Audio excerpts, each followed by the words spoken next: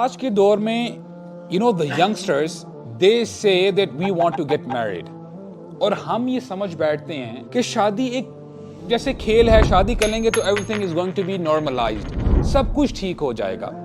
لیکن سوال یہ پیدا ہوتا ہے کہ سب سے پہلی رسپانسبلٹی میں نے آپ کو کیا گنوائی ہے کہ آپ رسپانسبل ہیں اللہ تعالیٰ کے بتائے ہوئے طریقے پہ سب سے پہلے چلنا شروع کریں.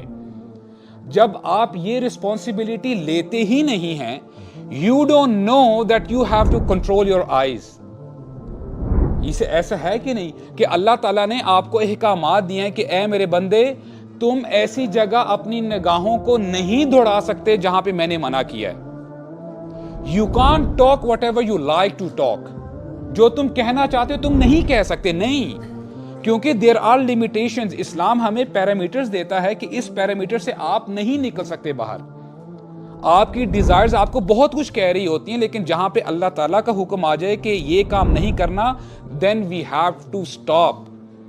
اسی لیے اللہ تعالیٰ فرماتے ہیں وَمَا آتَاكُمُ الرَّسُولُ فَخُذُوهُ وَمَا نَهَاكُمْ عَنْهُ فَانْتَهُوا، کہ ہمارا نبی تمہیں جو کچھ دے دے، جو حکم دے دے، you have to do it.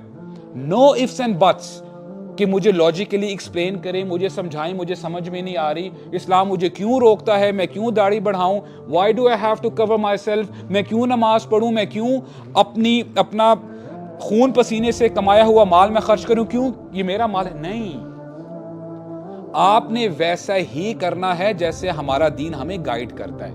And secondly آپ کی رسپانسبلٹی ہے you have to obey your parents guys.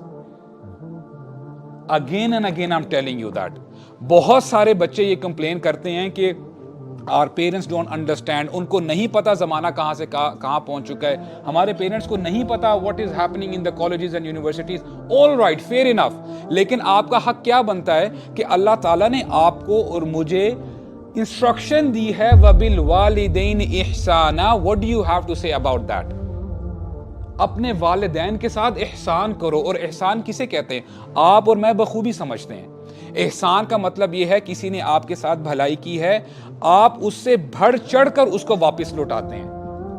And how beautiful this statement is, آپ کبھی بھی اپنے والدین کا دین نہیں دے سکتے. آلرائٹ، آپ احسان کر ہی نہیں سکتے. تو سمجھ میں یہ بات آئی، ڈو یور utmost effort، اپنا سب کچھ لگا دیں اور باقی اللہ تعالیٰ پہ چھوڑ دیں. Do you understand the point؟ اور جس دن آپ رسپانسبل بن گئے نا، جب آپ نے اپنے والدین کی خدمت کرنا شروع کر دی، جب آپ نے ان کی بات ماننا شروع کر دی، you will see the changes. اور کوئی بڑی بات نہیں ہے کہ آپ کے پیرنٹس خود آپ کو بتائیں گے کہ ہمارا بچہ سمجھدار ہو گیا، now he is ready to be married.